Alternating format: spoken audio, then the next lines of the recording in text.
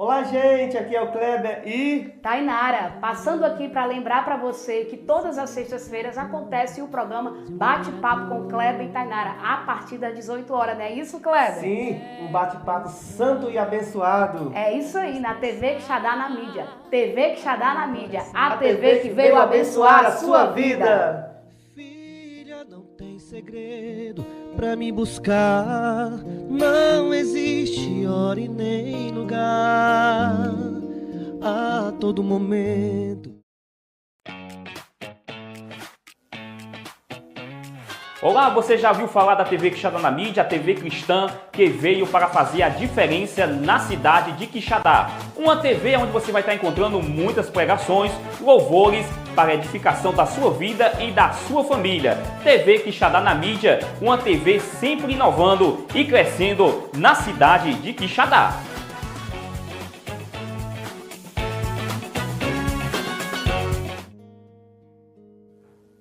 Olá, gente, aqui é o Kleber e Tainara, passando aqui para lembrar para você que todas as sextas-feiras acontece o programa Bate-Papo com Kleber e Tainara, a partir das 18 horas, não é isso, Kleber? sim, um bate-papo santo e abençoado. É isso aí, na TV Quixadá na mídia. TV Quixadá na mídia, a TV que veio abençoar a sua vida.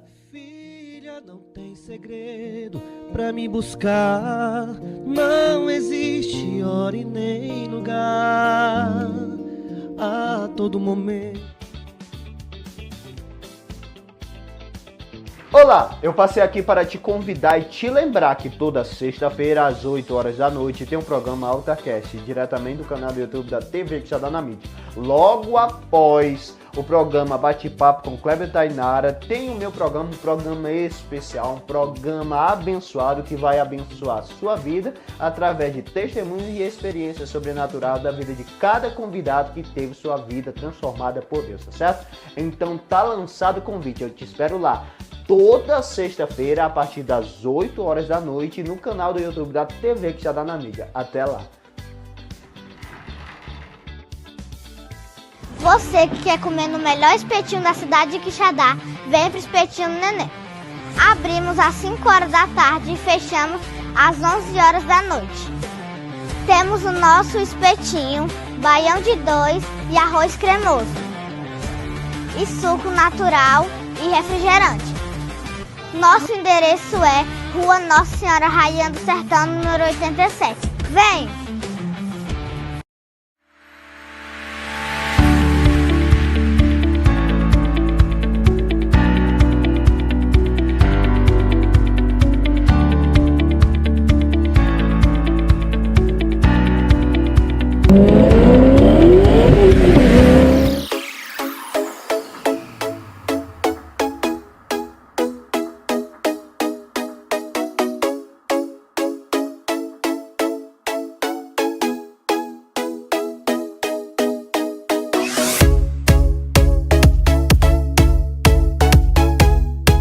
Olá, eu sou o cantor Alexandre Pinheiro e estou ligado na TV Quixadá na mídia. Olá pessoal, eu sou o cantor Orlando Filho e estou ligado na TV Quixadá na mídia. Deus abençoe. Olá, eu sou o presbítero Tiago e estou ligado na TV Quixadá na mídia. A paz do Senhor Jesus, povo de Deus. Aqui quem fala é a Samara Lima, sou cantora e compositora e estou participando da TV Quixadá na mídia.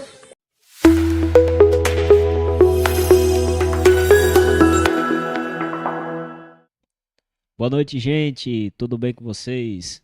Sou o Diácono Samuel Costa, apresentador do podcast Tá na Bíblia, e esse é mais um Tá na Bíblia para vocês. Hoje com o nosso convidado especial, Diácono Natanael Nascimento, meu amigo, meu mestre. É isso aí, Samuel. Graças a Deus, para a honra e glória do Senhor Jesus Cristo, né? Estamos aqui para brilhantar, participar aqui de uma forma que a gente possa contribuir com o reino de Deus, né? Foi lançado o convite e com certeza a gente iria aceitar, né? Você já tinha lançado o convite posteriormente, lhe pontuei por que não, mas agora, sendo oportuno, a gente vai aqui debater um pouco sobre um tema que é muito importante e pertinente para os dias de hoje. Com certeza vai ser uma bênção para a glória do Senhor Jesus, né? Desde já, Pai do Senhor, a todos os nossos irmãos que estão ligados, né? a todos os irmãos que estão chegando aí e essa casa que a gente está conhecendo agora e já tem gostado. Espero que as portas estejam abertas e mais vezes a gente quer estar aqui. Com certeza, as portas vão estar sempre abertas, né? Pessoal, desde já, tá certo?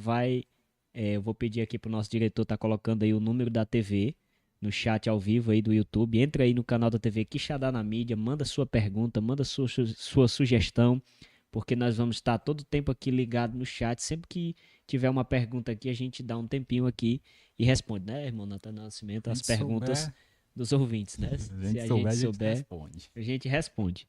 Tá certo? Gente, como foi falado, né? Os irmãos viram aí nos cartazes, na divulgação, o tema de hoje é os perigos do neopentecostalismo para a igreja de hoje. Eu queria já começar com o nosso amigo e irmão diácono Natanael Nascimento falando um pouco da origem do neopentecostalismo. Ok, Samuel e nossos ouvintes, nós, primeiramente, a gente precisa separar alguns extremos, né? Eu costumo dizer, e ontem alguns irmãos comentando e falaram que, geralmente, quando se fala em neopentecostalismo, na visão da maioria das pessoas, não há essa divisão, né, por menores. Para eles, toda igreja é igreja e tudo está num escopo só. Mas quando nós começamos a observar, principalmente no lado teórico e depois prático, quando você está dentro, a gente percebe algumas divisões. Iremos trabalhar aqui principalmente com as divisões feitas por Paul Freston e Gideon Frey, que eles dividem o pentecostalismo em 3 ondas, né, que são chamadas de 3 ondas do pentecostalismo. Existe ainda uma 4ª e possível 5ª onda que está se desenvolvendo, a qual eu particularmente acredito que também exista, e nós iremos aqui também debater e dar o meu ponto de vista sobre essas ondas. Por que é considerado ondas? Ondas é aquele movimento que ele vem e sociologicamente ele vai se desenvolvendo até que há uma percepção sociológica, uma percepção dentro daqueles que estão dentro de um grupo, que aquele primeiro movimento, ele perdeu as suas características e começa a adentrar outras características que começam a diferenciar do princípio daquilo que estava proposto. Por exemplo, a primeira onda chamada de pentecostalismo clássico, né, que sou um dos quais faço parte, que somos ali, servimos na Assembleia de Deus Tempo Central aqui de Quixadá, existe o que nós chamamos de primeira onda, que é o pentecostalismo clássico. Esse pentecostalismo clássico, ele nasce em 1910, né, e ele vai, segundo esses argumentadores, até mais ou menos 1950, chega aqui no Brasil nesse período, no início do século XX, e ele começa, irmão Samuel, com a Congregação Cristã do Brasil, que é fundada em 1910, e posteriormente a Assembleia de Deus em 1911. Né? Essa ênfase dessa primeira onda, baseada em Atos dos Apóstolos, numa leitura continuista da Bíblia, leitura essa que acredita que os dons ainda estão em evidência, sim. Diferenciando do cessacionista. Então eles acreditam ainda na evidência do falar em línguas, nas curas, no batismo com o Espírito Santo. Então isso é a primeira onda bebendo da fonte de Atos 2, que é o nosso texto base para nós crermos no pentecostalismo, não só, né, mas também porque ali é o início, e bebendo da fonte ali da Rua Azusa, do avivamento da Rua Azusa, com a chegada de Daniel Bergonar Vingre. Eles começam a pregar o evangelho, e esse evangelho é aceito, as pessoas começam a aceitar Jesus Cristo, e nessa aceitação, a pregação do evangelho sobre o Espírito Santo, ela é aceita de tal ponto que as pessoas não só creem, mas começam a receber. Então essa primeira onda, ela começa de uma forma tão, expande-se de uma forma tão gloriosa, que ela começa a chegar em todos os pontos. Mas a partir de 1950, irmão Samuel, até o ano de 1970, nós temos aquilo que nós chamamos de deuteropentecostalismo. O que é isso? Pentecostalismo posterior, né? Então elas são igrejas como o Brasil para Cristo e a Deus é Amor, né? Tão conhecida Deus é Amor. Essa ênfase já, irmão Samuel, já está mais evidente na oração por cura, na oração por libertação. Então isso, dentro dos teóricos, eles classificam como a segunda onda, que é uma onda em que o pentecostalismo já clássico, natural da Assembleia de Deus, ele começa a ganhar uma nova roupagem com a divisão, com a saída e proliferação de outras igrejas, outras denominações. Eles começam então a ter outra visão de igreja e de manifestação de pregação. dentro da história da pregação, nós também começamos a perceber que a partir de então, a igreja ela já começa a ter um caminhamento midiático, ou seja, ela começa já a não ser mais só cultos campais, já não ser mais cultos restritos dentro de suas próprias igrejas, mas sim ela começa a adentrar em rádios, ela começa ali a tentar entrar no meio midiático, no meio da televisão, é onde nós rompemos e nós chamamos da terceira onda, que é o tema que nós iremos partilhar nessa noite, que a terceira onda nasce nos anos de 1970, mas tem o seu auge, a sua explosão no ano de 1990, com o que ele chama de neopentecostalismo, ou o novo pentecostalismo, que ele começa a surgir. E aqui ele entra de forma midiática, irmão Samuel, forte, porque ela começa com a Igreja Universal do Reino de Deus, a Igreja Internacional da Graça, né, a Renascer em Cristo, que são televisões que pregam o Evangelho, e ela começa a ter uma influência muito grande no meio midiático. Então ela não só mais trabalha no bairro, ela não só mais trabalha dentro da sua igreja, mas agora também ela trabalha dentro das casas das pessoas através da televisão. Eles entenderam que a televisão era um portal para adentrar na casa das pessoas, então eles começam a pregação do Evangelho. Todavia, o neopentecostalismo ele trouxe algumas visões, né, aproveitando esse meio midiático, ele trouxe algumas visões que nós iremos postergar posteriormente aqui, sobre como é que foi se desenvolvendo. A gente tinha um pentecostalismo clássico, eles preocupavam-se com a pregação do Evangelho, com o tratamento das pessoas, ele cria-se nos dons espirituais.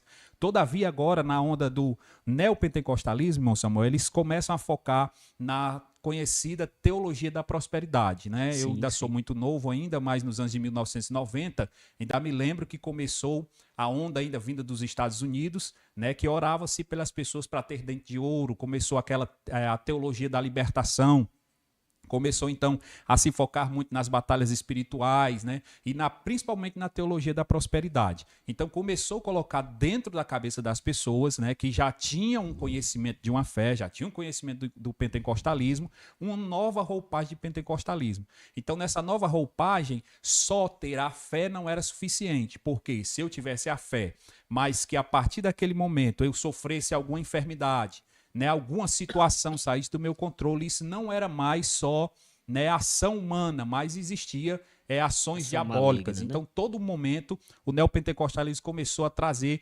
sincretismos religiosos, que nós iremos pontuar daqui a pouco sobre esse mal, né, que hoje é de uma forma tão terrível que eu considero ser uma quarta e quinta onda do pentecostalismo. Só para a gente entender e recapitulando aqui também para o público em casa entender melhor, irmão Natanael, essa terceira onda, né, da qual é chamada o neopentecostalismo, igrejas como Universal, que o amado irmão acabou de citar, Igreja Renascer, né, Igreja Mundial, Internacional da Graça, foram as igrejas que, possamos dizer, que popularizaram, né, o movimento neopentecostal, tanto na Europa como nos Estados Unidos e aqui também, né? Isso, Samuel, porque assim, ela não estava mais só nos bairros, agora ela estava a nível nacional, nas redes televisivas, né? Então, o que o pentecostalismo precisaria fazer, daquele evangelismo porta a porta, de trazer as pessoas para dentro da igreja, para então apresentar a doutrina, aquela pessoa aceitou Jesus e construir nela toda uma base doutrinária, agora essas igrejas elas faziam sem muito esforço, porque ao ligar a televisão essas pessoas tinham acesso a esses ensinos, tudo isso que eles estavam propondo. Então começou de uma forma, né, que ganhou grandes proporções. Nós temos hoje também a Igreja Mundial do Reino de Deus, né, e o que eu considero ser uma quarta onda pós-neopentecostalismo, que bebe da fonte do neopentecostalismo, é o que nós chamamos hoje de o que seria o pós-pentecostalismo, que seria já as mídias sociais, né, e o evangelho coach, né, que alguns teóricos dizem que seriam aí o pentecostalismo líquido, né, bebendo da fonte de Zygmunt Bauman, que diz que a igreja hoje ela se adequa a todos os meios. Por exemplo, a igreja hoje ela não vai só mais para a televisão, ela adentra também nas mídias sociais. Então nós temos pastores hoje que eles são midiáticos, ou seja, eles estão nas mídias sociais, embora eles não tenham templo. Hoje tem muitos pastores que se denominam pastores, mas eles são pastores apenas dentro de mídias sociais, né? Aí a gente tem TikTok, a gente tem Instagram, a gente tem Facebook e outras redes sociais que poderão adentrar no sistema. Então, o pentecostalismo, o neopentecostalismo, ele se aproveita desse meio, porque ele tem as grandes massas, ele tem as pessoas, então ele cria estereótipos nessas pessoas e essas pessoas se identificam com aqueles pastores, com aquelas pessoas que ali se apresentam. Então, o neopentecostalismo, ele migra também. Ele não só mais está nos grandes templos, nos megas templos, não só mais está na televisão, mas ele está na palma da minha mão. Então, a gente vê muito isso, né? Compartilhamento em massa de orações, de versículos, né? Você lives tem também, lives, né? Você tem pastores hoje muito famosos, midiáticos, que ele faz a oração do Salmo 91, a oração do Salmo 23, decreta bênção sobre a sua vida, está na palma da sua mão. Isso é um neopentecostalismo. Por quê? As pessoas que consomem esse neopentecostalismo, automaticamente, elas não precisam ser confessionais, elas não precisam ser de igreja. Eu tenho esse pastor como meu pastor, eu recebo as orações dele, eu recebo as participações dele, mas automaticamente eu não estou inserido em não tem compromisso com a corpo, igreja, né? Eu não tenho compromisso com o corpo. Eu tenho ali aquilo como uma fé. Eu creio em Jesus, eu tenho Jesus, né? Sim. Então começa-se até esse neopentecostalismo a trazer uma visão mais descongregacional, ou seja, não preciso mais me congregar, eu tenho uma oração, né? Deus fala comigo, eu tenho aqui a palavra, eu tenho o Salmo 91, eu estou protegido. Então o neopentecostalismo ele vai criando uma nova roupagem, adentrando aí nessa onda das mídias sociais, e aí vem trazendo grandes perigos, que é o que nós vamos abordar aqui, né? De uma forma aqui muito precisa, sobre o que esses perigos têm trazido, né? Dentro dos tais, irmão Samuel, eu gostaria de trazer sobre a deturpação do evangelho. A gente vê, né, em igrejas reformadas, embora sejam cessacionistas e pentecostais clássicos, né, qual o senhor também faz parte, a gente ainda tem uma preocupação de pregar o evangelho genuíno, né? O que é que o neopentecostalismo faz? Ele distorce, embora ele tenha a aparência de que prega um verdadeiro evangelho, ele distorce. Por quê? Ele reduz o evangelho à prosperidade material e o bem-estar, né, imediato, né? Eles são ali tudo isso, né? Eles alegam que o crente não pode sofrer, isso a gente escuta direto, ou que não é uma verdade bíblica esse sofrimento. E não é isso que a gente observa. Por exemplo, muitas vezes eu escuto as pessoas dizer, não aceite isso sobre a sua vida, né? Isso é muito uma confissão positiva, que é justamente uma das obras do neopentecostalismo. Então o que é que o neopentecostalismo diz? Olha, você é cristão, você não pode sofrer de maneira nenhuma. Você é filho de Deus, se sofrer, né? Está em maldição, você está em maldição, está em pecado, foi alguma coisa que aconteceu. Muita teologia retributiva que os amigos de Jó disseram a ele, Jó, conta logo teu pecado. Qual foi o teu pecado? Porque tu está sofrendo não é à toa. Natural, né? Ou seja, isso vem se renovando. Então o neopentecostalismo ele trabalha forte nisso. Ele coloca na mente das pessoas que realmente eles são filhos de Deus, eles não podem sofrer. Então eles precisam ter uma mudança de vida, não só espiritual, mas a mudança de vida para demonstrar que realmente espiritualmente ele é bem-aventurado, ele tem que financeiramente também ser uma pessoa que esteja na sociedade bem, para que a bênção de Deus seja então mostrada através disso. E aí é onde começa, irmão Samuel, os confrontos bíblicos, né, na minha visão e na visão bíblica. Por exemplo, eles dizem que o cristão não pode sofrer, né? E às vezes alguém é diagnosticado com a doença e ele diz, não, essa doença vai para o cão, essa doença não vai para mim, né? Eu não posso sofrer isso é coisa do diabo. Aí nós começamos a nos deparar com alguns textos, dentre eles aqui, separei um texto de Hebreus capítulo 11 e o versículo 35. Olha, o texto diz o seguinte, as mulheres receberam pela ressurreição seus mortos, uns foram torturados, não aceitando o seu livramento para alcançar a melhor ressurreição. Outros experimentaram escárnios, açoites, até cadeias e prisões. Foram apedrejados, cerrados, tentados, mortos a fio da espada, andaram vestidos de peles de ovelha e de cabras, desamparados, aflitos, maltratados, homens dos quais o mundo não era digno, errantes pelos desertos e montes e pelas covas e cavernas da terra. Ou seja, começa-se dentro desse evangelho neopentecostal e dessa confissão positiva a entrar em choque com as próprias escrituras. Porque enquanto eles pregam que você de hipótese nenhuma pode sofrer, que você é filho de Deus, que você não vai sofrer de hipótese nenhuma, a Bíblia diz que mesmo aqueles homens que nós lemos, que nós admiramos, que nós pregamos sobre eles sofreram terrivelmente perseguições. Não só perseguição, mas também a morte. sofreram a morte de uma tal forma. Aí nós deparamos com as palavras do próprio Senhor Jesus Cristo. João 16:33. Tenho-vos dito isso para que em mim tenhais paz. No mundo tereis aflições, mas tende bom ânimo, eu venci o mundo. Ou seja, o próprio Senhor Jesus disse que enquanto nós estivéssemos nessa terra, nós padeceríamos justamente perseguições, aflições, né? Doenças sobreviriam sobre nós. Então, tudo isso é fruto de uma natureza que ainda está fadada à morte, está fadada às doenças, porque ainda nós não fomos glorificados, né, com nossos corpos transformados. Então nós observamos que essa busca, né, de uma vitória garantida, né, de uma fórmula de que basta você crer que você não vai sofrer, biblicamente não se sustenta. Ela não se sustenta, ela não consegue se sustentar. E para mim, aqui é um dos grandes perigos e é o que tem feito as pessoas, de certa forma, se iludirem pensando, eu tenho Cristo, eu vivo um verdadeiro evangelho, quando, na verdade, quando começamos a observar biblicamente, isso não se sustenta, isso não se fica de pé. Inclusive, Natanael,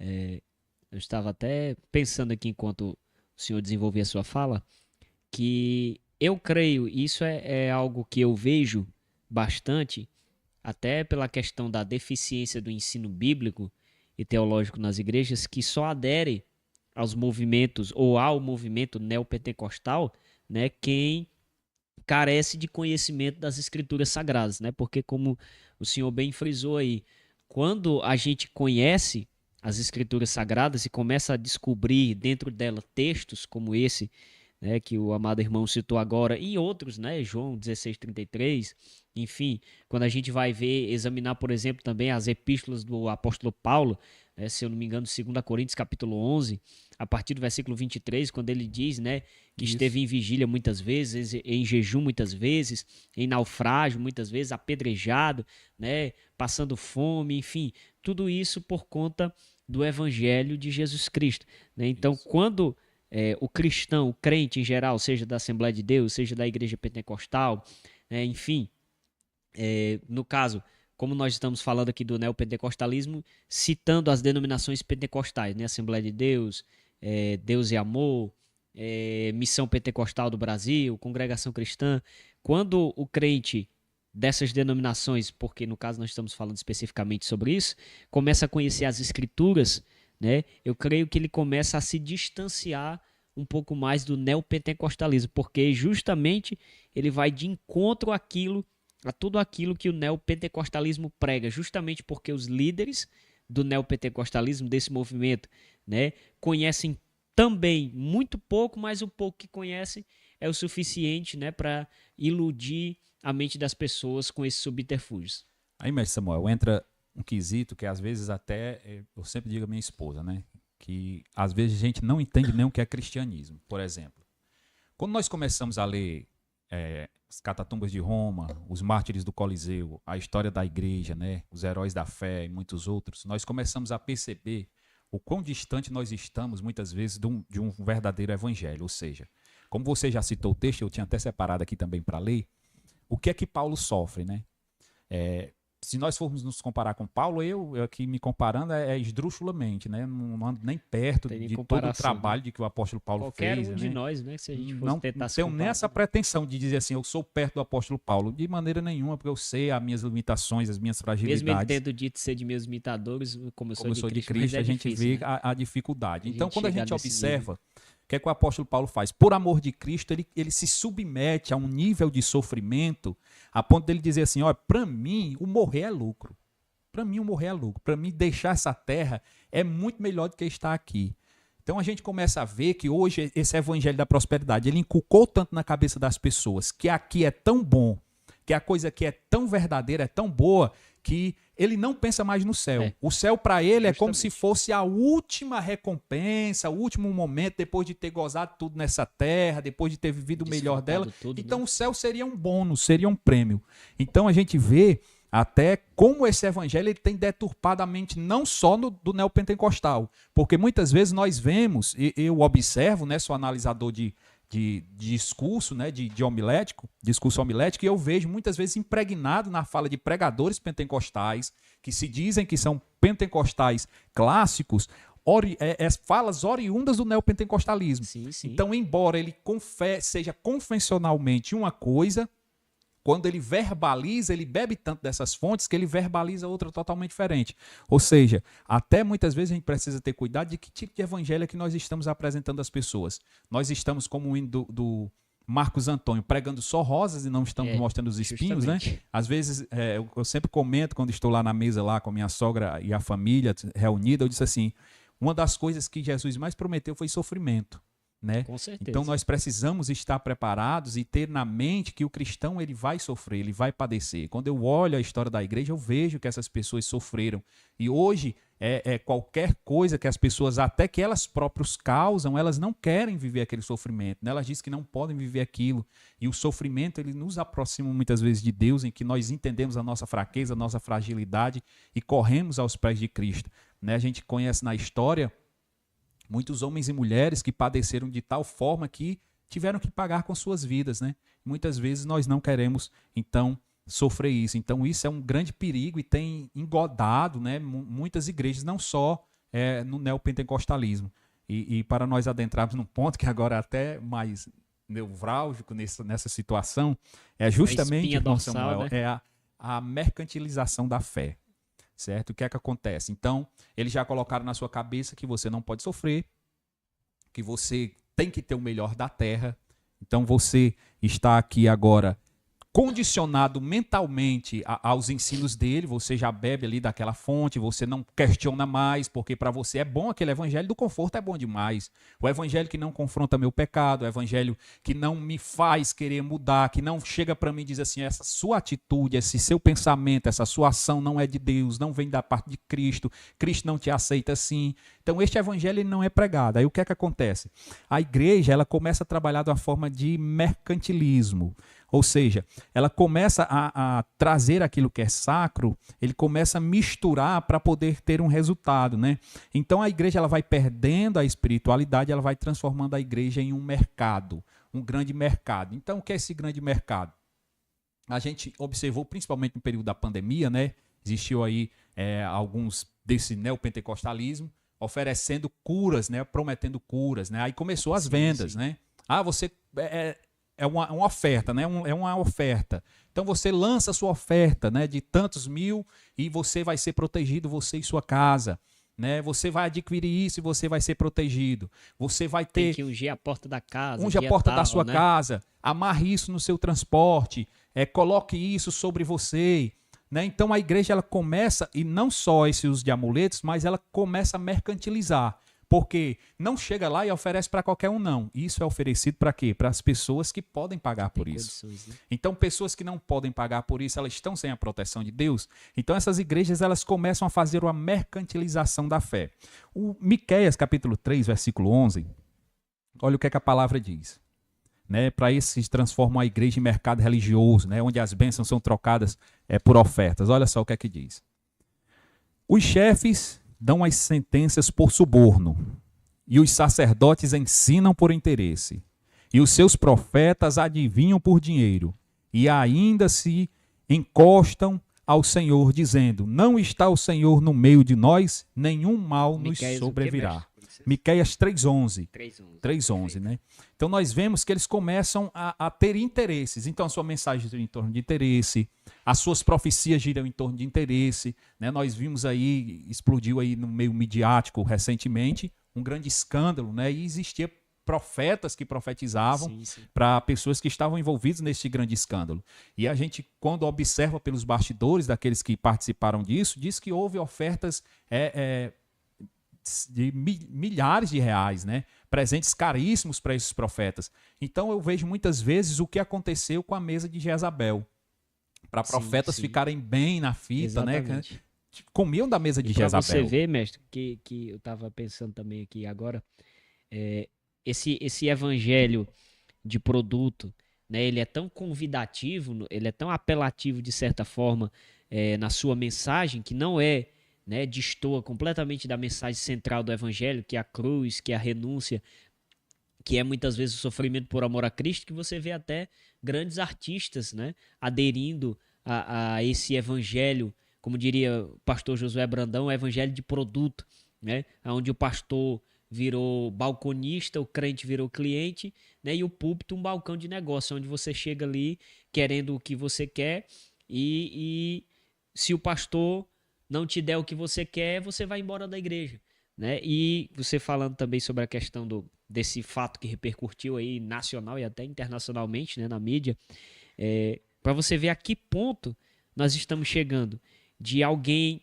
que não tem sequer qualquer ligação com a igreja, com a Bíblia, com nada, denunciar isso, né? E muitos que se dizem profetas, né, ficarem calados e muitas vezes receberem até subornos, né, como você bem citou no texto de Miqueias 3:11, né, e por conta disso o evangelho verdadeiro cai em descrédito e os profetas de Deus, que realmente são profetas, homens e mulheres de Deus, né, também não tem mais crédito quando eles pregam. Por quê? Porque muitas vezes a sua mensagem ela vai na contramão daquilo que todos estão pregando, né, como por exemplo no caso de Micaías, né, 1 Reis capítulo 19, quando mandaram chamar Micaías, né, disseram, olha, 1 Reis 22, perdão, todos os profetas aí, né, estão profetizando bem a favor do rei Acabe, né?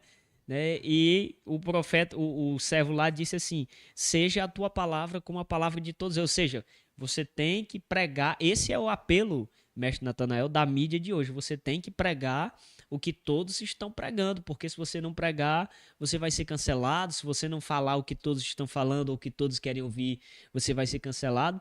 Mas Micaías, como tinha uma responsabilidade junto ao Deus que o chamou e o que o fez profeta, né? Ele diz assim, ó, tão certo como vive o Senhor, que aquilo que o Senhor me mandar, eu vou falar, né? Ou seja, não importa se é a favor ou se é contra, se o que o Senhor me mandar, eu vou falar. E logicamente a gente sabe que Deus não estava aprovando em nada a atitude de Acabe, né? Nessa situação, irmão Samuel, é tão interessante ainda que a gente percebe o seu adversário, me esqueci o nome aqui, falhou a memória.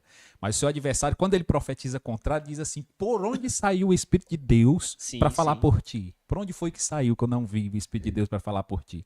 Ou seja, então, este evangelho, ele muda a mente das pessoas. As pessoas, elas se vendem, até porque eu costumo dizer sempre que nós, a sociedade brasileira, nós temos enraizados uma cultura muito religiosa, muito mística, né? Sim, a gente bebe de muitas fontes. A gente tem a fonte ainda indígena, né, muito forte. A gente tem as religiões de matrizes africanas muito forte, né? E, inclusive, nos últimos censos, a gente percebe um crescimento das religiões afro-brasileiras. Então, a nossa sociedade, principalmente o catolicismo, a sociedade brasileira, ela está muito imbuída em tudo isso. Então, ela tem costume de praticar essas questões de amuletos, né? Da questão de amuleto, da proteção. Isso vem muito ainda dessas religiões. Então, a sociedade brasileira, ela tem, né, no seu cotidiano, isso na sua mente. Então ela aprendeu de seus avós, né? Ela aprendeu de alguém, essas culturas vão se perpetuando e passando e elas chegam na igreja, a tal ponto das pessoas tratarem isso na igreja como algo normal, né? As pessoas veem isso e dizem, não, mas isso não tem problema nenhum, né? Isso aí é besteira, né? Como a gente costuma dizer, a pessoa começa a dizer assim, não, isso aí é uma besteira, isso aí não tem nada a ver, porque é um meio de atrair a fé, é um meio de eu motivar a minha fé. Então a gente começa a perceber que eles começam a perverter, a tal ponto de que nós não queremos mais aceitar as coisas, né? Às vezes eu costumo dizer, as pessoas fazem os questionamentos, aí começam a dizer assim, não, mas nós não podemos sofrer, né? Eu vou determinar e tal coisa vai acontecer. Eu digo, meu irmão, olhe para Paulo. Paulo começa a sofrer e diz, olha, tinha um espinho na carne e eu orei 3 vezes ao Senhor. E o que foi que Jesus disse para Paulo? Não, fica aí que a minha graça te basta. Então, muitas vezes nós queremos esse evangelho das coisas da troca e ele não vai chegar, porque Deus não está sujeito, irmão Samuel, às minhas vontades. De forma nenhuma. Deus não vai chegar e dizer, Natanael, como é que tu quer que eu faça? Como é que vai te agradar? Né? Eu não sou o bilu-bilu de Deus. Né? Deus, ele tem as suas formas de trabalhar e muitas vezes pode ser do agrado do Senhor me moer. Sim. E está tudo certo, como porque ele é soberano. Como foi com o próprio filho dele, né? Como foi com o próprio filho dele. Então Jesus condenou tudo isso. Aí, irmão Samuel, dentro dessa perspectiva do mercantilismo, nesse meio de trabalhar com amuletos, começa-se um mercantil de tal forma que eles arrumam textos, eles são muito espertos, né? Aí eles trabalham com o texto de Atos 5,15, né, que diz que de sorte que transportava os enfermos para a rua, né, e punham em leitos e em macas para que a sombra de Pedro trocasse neles e eles fossem curados. Aí tocam também em outro texto, Atos 19:12, que diz que eles pegavam os lenços de Paulo, levavam os enfermos para que eles fossem curados. É a justificativa para os amuletos sagrados, né? E aí eles têm texto bíblico. Por isso que o neopentecostalismo ele é perigoso, porque ele tem texto bíblico. Ele não está trabalhando numa ideia abstrata, ele não está trazendo para tu algo estranho, ele está trazendo para tu um texto bíblico, muito embora de forma distorcida, né, fora de contexto. É um texto bíblico, mas é um texto quem bíblico. Não conhece, né? Cai de mãos. Rapaz, tá na Bíblia, tá aqui, me mostrou, é isso aqui mesmo. Não tem para onde fugir. Então eles trabalham nessa visão. O povo já está querendo ser abençoado, o povo já tem essa visão do amuleto, está muito presente na sociedade brasileira, então para eles está tudo normal. Então eles começam a trabalhar com isso de forma que eles dizem, não, aqui está tudo certo. Aí começa novamente a Bíblia questionar esses posicionamentos. Por exemplo, primeiramente, como o senhor bem falou, que é um texto fora do seu contexto, né? A gente tem textos na Bíblia que são descritivos e a gente tem textos normativos. Esses não são textos normativos, eles são textos descritivos. Narrativos, né? Eles estão descrevendo apenas algo que aconteceu dentro daquele contexto, que de maneira nenhuma Deus disse, continue fazendo. Você não tem um apóstolo Paulo fazendo uma oração específica por um lenço, por um amuleto, dizendo, vai lá, entrega, faz assim que vai ser curado. Não. Todavia, a ênfase era no nome de Jesus. As curas eram no nome de Jesus, os milagres eram no nome de Jesus. Então, a gente precisa entender que isso tudo acontecia, mas que a ênfase sempre era o nome do Senhor Jesus. Não estavam querendo dinheiro para si, eles não estavam... Até o apóstolo Paulo chega ao momento de dizer, olha, aquele que não quiser trabalhar, que não coma. Eu trabalho para não ser pesado a ninguém. Sim. Então o apóstolo Paulo ele continuava as suas atividades, né? Historicamente, entendemos que ele fazia tendas para sobreviver também. Então ele não se tornava pesado a ninguém. Quando a gente pega a Didaquê, que é um dos livros do primeiro século, que chegou a ser questionado para ser colocado no cânon bíblico, né, mas não foi, mas são ali uns escritos do primeiro século atribuídos aos apóstolos, eles dizem lá, irmão Samuel, que se alguém chegasse na sua casa e passasse mais de 3 dias comendo e bebendo, dizendo-se ser apóstolo, você podia expulsar ele, porque ele era um falso apóstolo.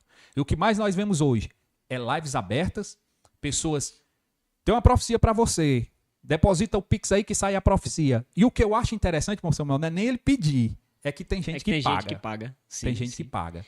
Né? Porque é tão pífio, né? É até um pouco forte a gente usar essa expressão, mas essa é a verdade, o conhecimento bíblico dessas pessoas, porque, veja bem, como o senhor mesmo citou, não é somente eu citar um texto. Né?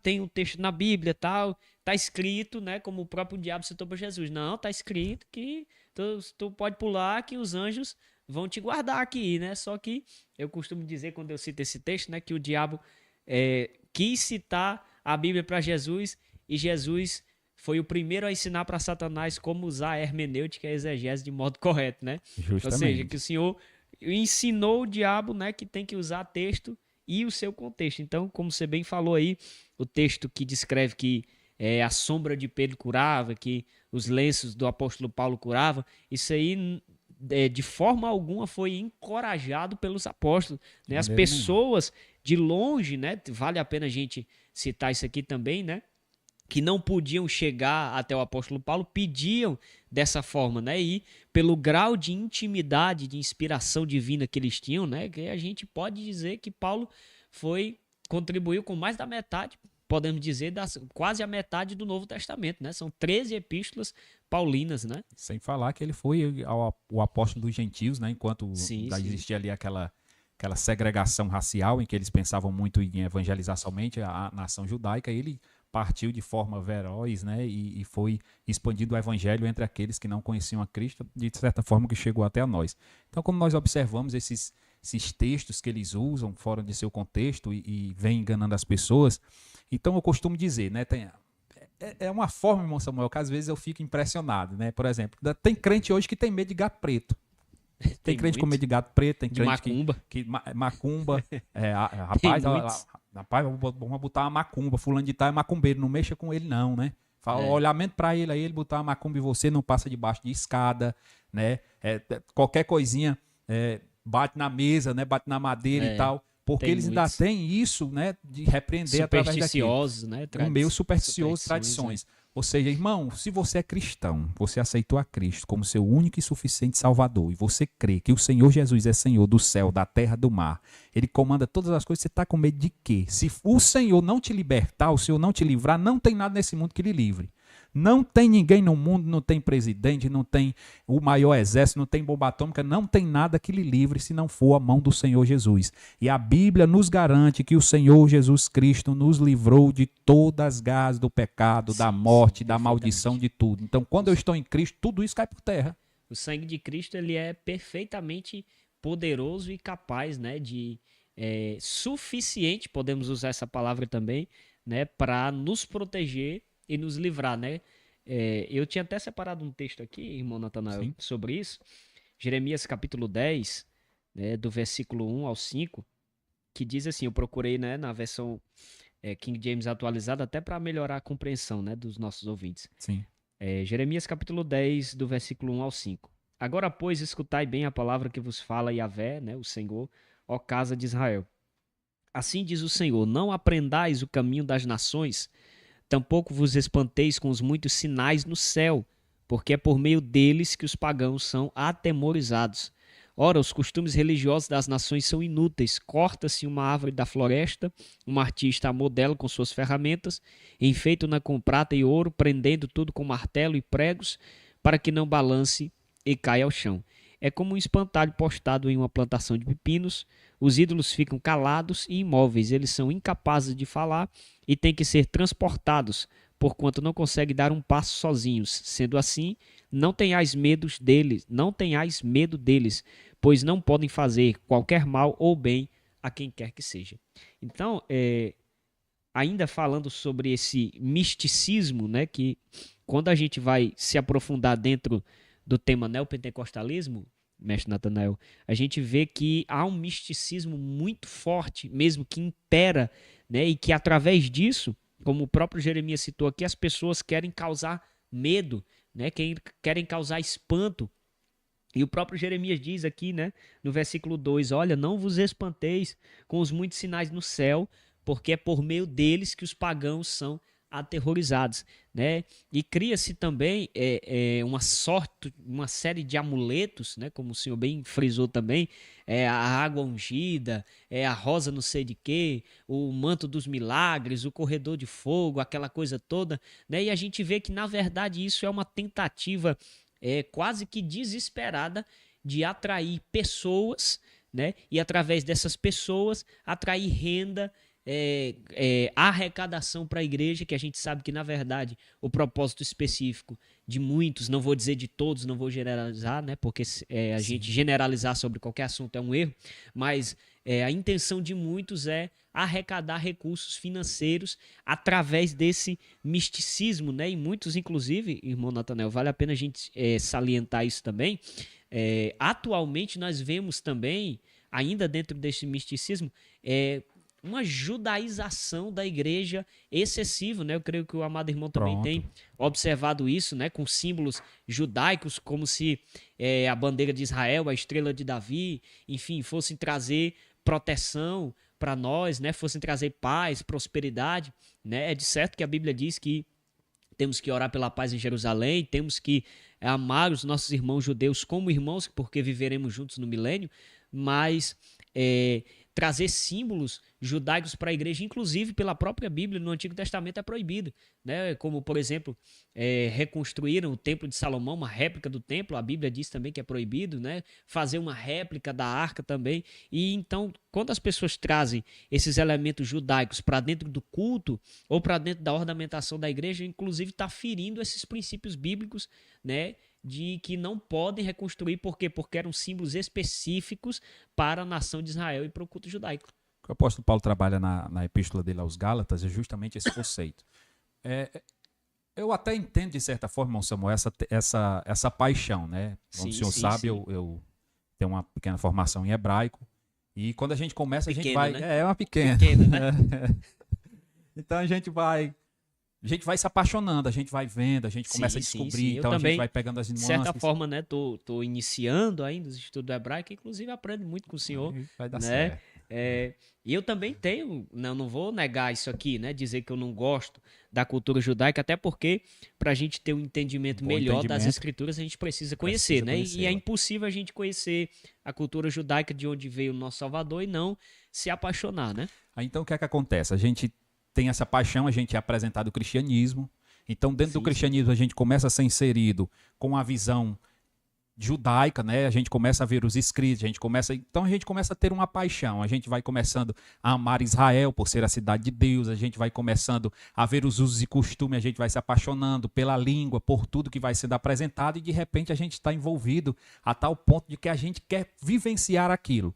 Então como é que a gente vivencia isso e como o neopentecostalismo foi esperto nesse quesito? O que é que eles pegaram? Eles pegaram a paixão, né, do povo, a paixão bíblica já pela nação de Israel, pela bandeira de Israel, pelas festas judaicas, por tudo aquilo que o judaísmo apresenta. Então ele traz para dentro do seu meio, como o povo já gosta disso, então eles apresentam ali como um meio de relembrar. Não, vamos fazer aqui a festa das cabanas, né? Vamos trazer aqui a estrela de Davi, aqui vamos fazer o propósito da Arca da Aliança. Então eles começam novamente a usar estes meios que o povo já gosta, que o povo já tem interesse. Então eles usam isso já justamente para alimentar aquela paixão e ter um meio de ter um retorno. Como a pessoa já quer, então eu estou oferecendo o que você quer. É muito fácil. É igual aquele ditado, né? Juntando a fome com a vontade de comer.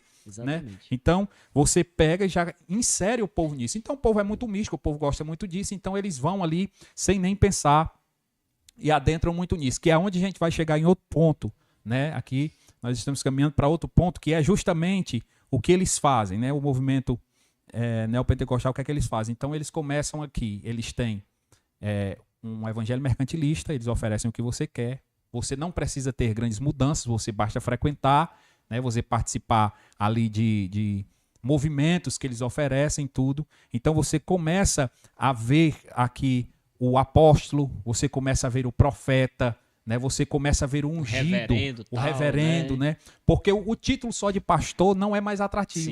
O título, todo mundo é pastor, então pastor é muito pouco. Eu vou ser um apóstolo, né? Eu vou me denominar apóstolo, porque para mim é muito melhor, tem mais poder, tem mais essência, tem mais visibilidade. Não é o profeta. O que o profeta diz tá dito, é um homem de Deus. Então eles começam a trazer essa caricatura e eles começam a se tornar os intocáveis, né? Então eles começam aqui agora com autoritarismo espiritual de tal forma que a gente começa naquela questão agora aqui da cobertura espiritual, que para eles existe a cobertura espiritual, ou seja, ou você está debaixo da minha cobertura espiritual para você ser abençoado porque eu sou o portador da bênção, eu sou o apóstolo, ou então se você for para qualquer outra igreja, a bênção vai sair de sua vida.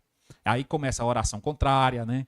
Que para mim é feitiçaria. A oração contrária para mim é feitiçaria. Né? Desejando o mal para o irmão, desejando tudo contrário. Então ele começa a ser aqui um feiticeiro com o nome de cristão. Então ele promete a você, olha, se você ficar aqui, a bênção está sobre você. Se você sair, não. Você discordar, você é amaldiçoado. Você não pode discordar, você tem que concordar com tudo que eles apresentam. Então, eles têm essa grande facilidade de colocar as pessoas nesse pensamento de medo. E aqui eles criam essa cultura mesmo do medo. Então as pessoas elas ficam aprisionadas muitas vezes nesses ministérios por questões de medo, porque eles acham que verdadeiramente a bênção está ali. Ou então, por exemplo, ele tem um sentido de gratidão tão grande que ele não consegue mais voltar atrás e enxergar. Por exemplo, ele estava lá, fez uma oração, tem a sua vida particular com Deus, vive de acordo com aquilo que a Bíblia exige, então ele participa daquele tempo, ele alcançou uma bênção. E quando ele vai falar lá com o apóstolo ou com o profeta, ele diz, olha, eu estava pensando em sair e tal. Não, mas você ganhou a bênção aqui. Você não vê o que é que Deus faz aqui? Você estava aí começa aquela narrativa. Em outra igreja que você participou, você recebeu? E a pessoa começa ali a levantar questionamentos sobre a vida dessas pessoas. Então eles pensam ter essa garantia, né, esse poder absoluto. Né? Eles usam lá o texto que normativa sobre as questões do apostolado, né? Eu me esqueci agora aqui a referência aqui, não me engano se é Efésios, se o senhor lembrar, sobre a questão do apostolado.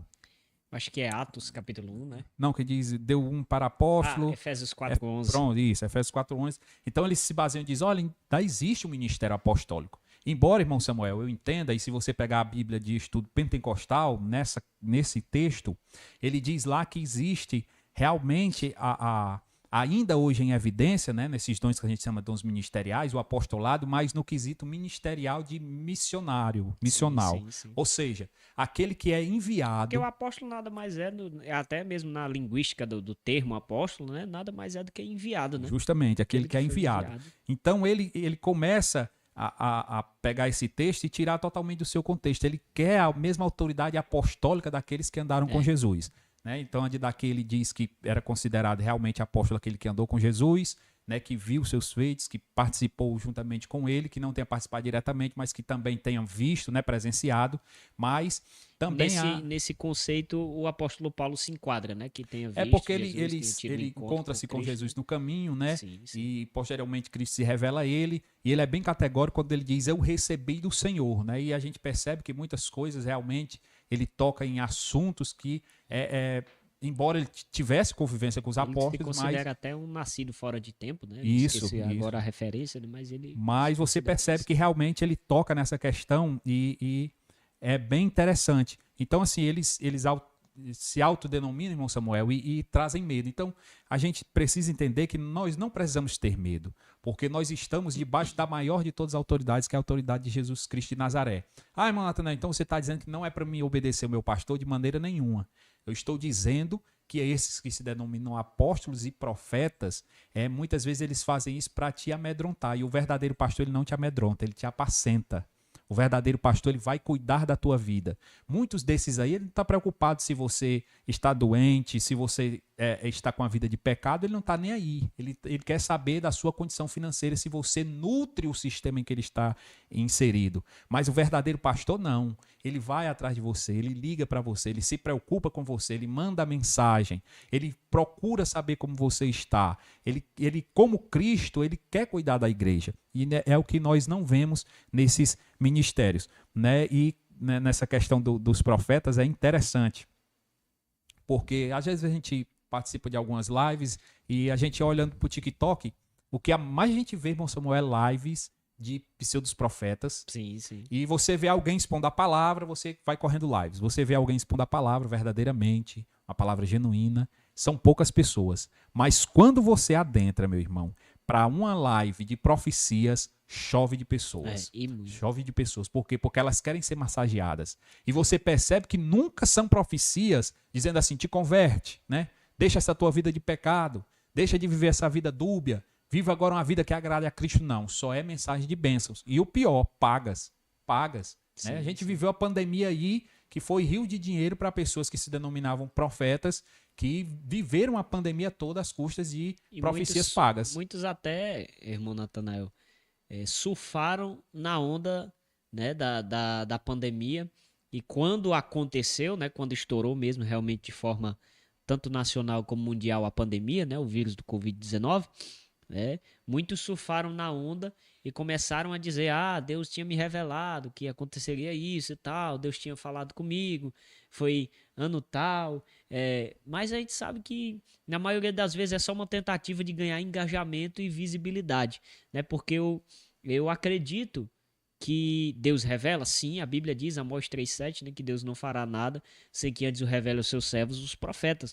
Mas, depois que aconteceu, né, depois que estourou, é muito fácil, né, você dizer que Deus havia lhe revelado que aquilo aconteceria, né, porque quase sempre, quando a gente vai examinar os conteúdos dos livros, tanto os profetas maiores como profetas menores, a gente vê que quase sempre a profecia não era para, por exemplo, depois que havia acontecido o evento, né? Quase sempre a palavra profética ela se trata de eventos futuros, né? Os profetas tinham visões e diziam, vai acontecer assim, assim, a nação que vai vir da banda do norte vai invadir Jerusalém, vai invadir Judá, né? Vai invadir Israel, vai haver um cerco, tal, ou seja, sempre era, né, uma antevisão do futuro, né? Nunca era uma profecia dizendo, Deus falou, Deus me revelou, ou seja, algo que se refira ao passado, né? Não, eles diziam, vai acontecer isso, vai acontecer aquilo, né? A ponto de muitas vezes até Jeremias dizer assim, o Senhor me iludiu.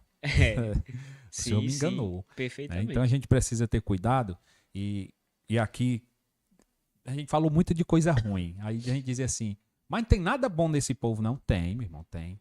Eu conheço muitas pessoas que são desse meio, né, que são pessoas verdadeiramente que são tementes a Deus, pessoas que verdadeiramente têm um compromisso com o Senhor Jesus, que verdadeiramente buscam, né, ter uma vida que agrade a Deus, né? Então existem pessoas boas nesse meio, né? Existem pessoas que verdadeiramente são sinceras, mas existem muitos lobos devoradores. Como também existem lobos devoradores nos clássicos, né? A gente não pode negar e dizer assim, rapaz, nos clássicos é tudo bom. Não, a gente vê muitas pessoas, né?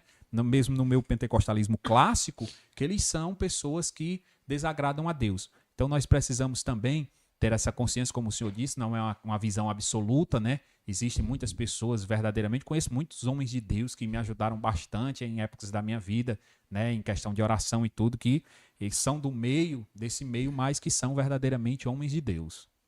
Sim, eu acredito nisso, sabe, Natanael? Que Deus, ele tem os seus servos, né, em todos os lugares. O senhor falando aí, eu me lembrei de um testemunho do pastor Marco Feliciano, né? Creio que o senhor também já deve ter assistido, de que ele pregou, né, em um certo evento, e ali, né, alguns jovens no final do evento vieram falar com ele, né, e disseram que eram admiradores do ministério, né, trouxeram até uma camisa de presente, né, quando ele foi olhar, era uma camisa do movimento carismático católico, né, e ele disse que esses jovens, por meio de uma fita, né, na época ainda era fita cassete, tiveram uma experiência com Deus e receberam o genuíno batismo com o Espírito Santo, né, e ali o pastor Marco Feliciano questiona eles e disse o seguinte, por que vocês não saem de lá, né? E ele disse assim, pastor, porque lá tem muita gente para a gente ganhar para Jesus.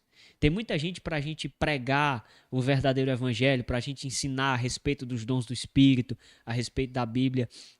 E aqui não, né? Então, eu acredito nisso, que Deus tem os seus servos fiéis, né, em todos os lugares que estão ali como porta-voz de Deus, esperando o momento certo ali para incendiar ali aquele lugar, né? Ou seja, Deus sempre tem os seus remanescentes. Com certeza tem os seus remanescentes. Natanael, a gente vai para um rápido intervalo, tá certo? Quando a gente voltar, a gente faz, né, algumas considerações a mais sobre o neopentecostalismo. Então, gente, é uma pausa rápida, tá certo? Toma aquela água, toma aquele café e já já a gente tá de volta com mais Tá na Bíblia.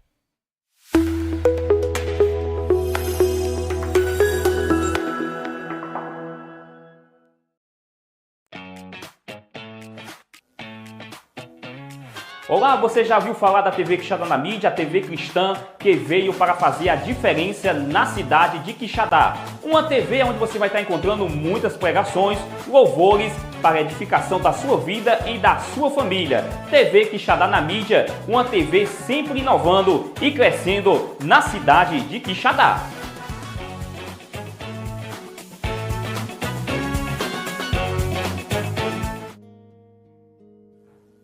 Olá, gente, aqui é o Kleber e Tainara, passando aqui para lembrar para você que todas as sextas-feiras acontece o programa Bate-Papo com Kleber e Tainara, a partir das 18 horas, não é isso, Kleber? Sim, um bate-papo santo e abençoado. É isso aí, na TV Quixadá na mídia. TV Quixadá na mídia, a TV que veio abençoar a sua vida.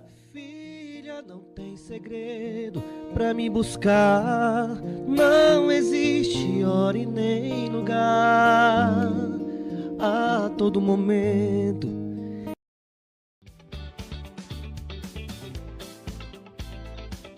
Olá, eu passei aqui para te convidar e te lembrar que toda sexta-feira às 8 horas da noite tem um programa AltaCast, diretamente do canal do YouTube da TV Quixadá na mídia. Logo após o programa Bate-Papo com Kleber e Tainara, tem o meu programa, um programa especial, um programa abençoado que vai abençoar a sua vida através de testemunhos e experiências sobrenaturais da vida de cada convidado que teve sua vida transformada por Deus, tá certo? Então tá lançado o convite, eu te espero lá.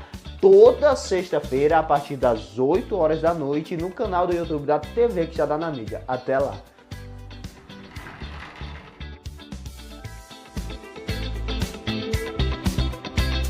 Você que quer comer no melhor espetinho da cidade de Quixadá, vem pro Espetinho do Neném.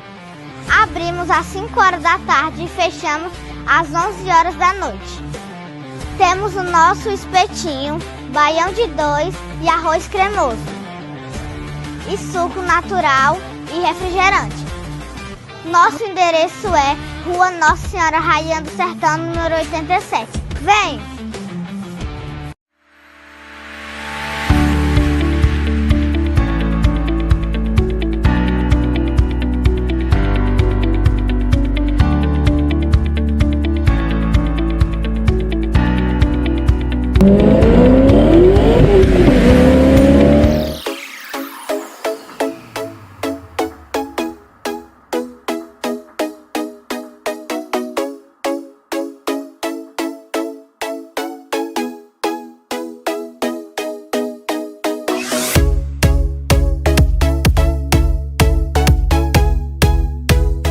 Olá, eu sou o cantor Alexandre Pinheiro e estou ligado na TV Quixadá na mídia. Olá pessoal, eu sou o cantor Orlando Filho e estou ligado na TV Quixadá na mídia. Deus abençoe. Olá, eu sou o presbítero Tiago, estou ligado na TV Quixadá na mídia. A paz do Senhor Jesus, povo de Deus. Aqui quem fala é a Samara Lima, sou cantora e compositora e estou participando da TV Quixadá na mídia.